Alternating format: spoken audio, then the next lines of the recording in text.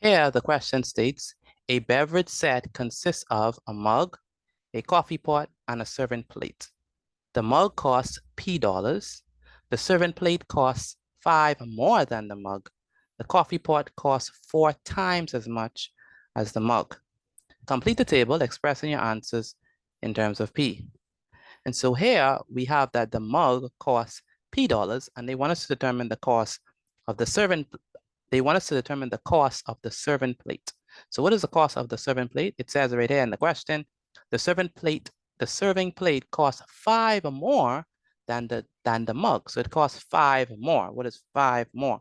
Well, 5 more is definitely P plus 5 because the mug costs P dollars, and 5 more than that is definitely P plus 5. And so the cost of the serving plate in terms of P is P plus 5. Next, we need to determine the cost of the coffee pot.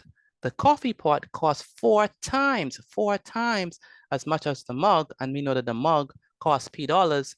So that means that the coffee pot is going to cost 4 times P, and 4 times P is simply 4P.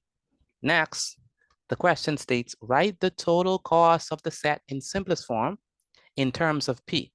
And so that means we need to take the cost of the mug. We need to take the cost of the serving plate, and we need to take the cost of the coffee pot, and we need to add them all up together. And so let's first group our P's. So we have P, and then 4P. So let's group them together.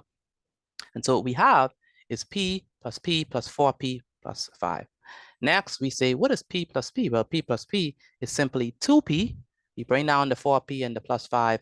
Let me say, what is 4P plus 2P? Well, 4P plus 2P is definitely 6P. And so we have 6P plus 5. And so that means that the total cost of the set in simplest form in terms of P is 6P plus 5. This is our answer because we cannot reduce this any further because 6P and 5 are unlike terms. And so this is our final answer, 6P plus 5.